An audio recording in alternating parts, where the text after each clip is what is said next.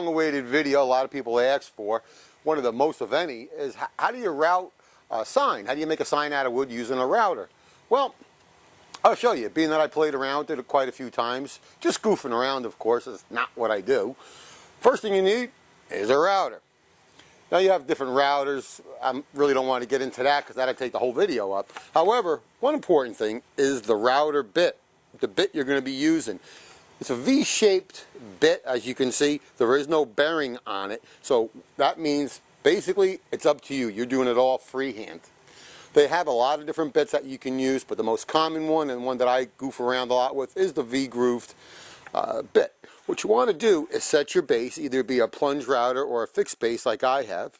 You're going to fix your depth of your cut. Now you're not going to see much and think that it's really going to cut much, but just so you're revealing a little bit, something like that, and then of course play around on a piece of scrap wood until you get going. Now that you know what about a router and the bits, let's go make a sign. Alright, what we have is a piece of pine that I have. I like pine because it's a soft wood, and to me it's easy for making signs. Got the wood, I'm laying it down on a piece of padding. Now this padding is pretty much special. It's special for routing without using clamps, because if you were to clamp this down and that clamp gets in the way of the router, well, you have a little bit of a problem. And trust me, this does not move with the router.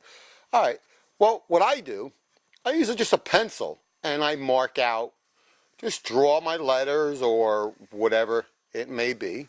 So that'd be my A, and make it my S, and of course you can erase it or whatever, you know, but just draw out what you want. Now remember, when we're going with the router, you are going to be freehand. I mean, it's all up to you. What you don't want to do is pretty much, you don't want to go backwards. You just want to go nice and slow and go with the motions and do your cutting.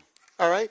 Well, now that you have this and that, well, let's start cutting this and see how we do.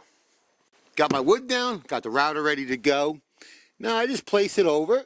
I got a nice clean view to it. Got my safety glasses on.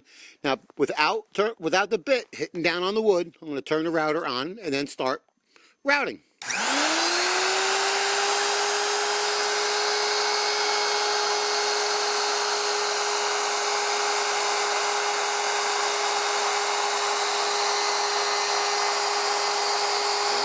Lift it up and go over to the line.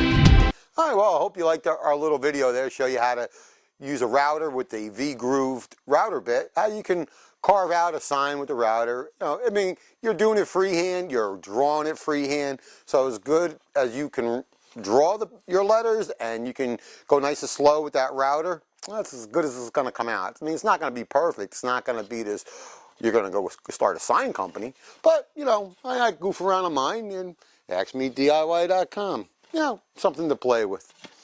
Anyway, on my website, I also have a whole article on there where you could, about the different bits that you can use, because there's a lot of different, really a lot, I mean thousands of different bits, and routers that I would recommend that you would use. Anyway, I'm Dominic from AskMeDIY.com. Thanks for watching.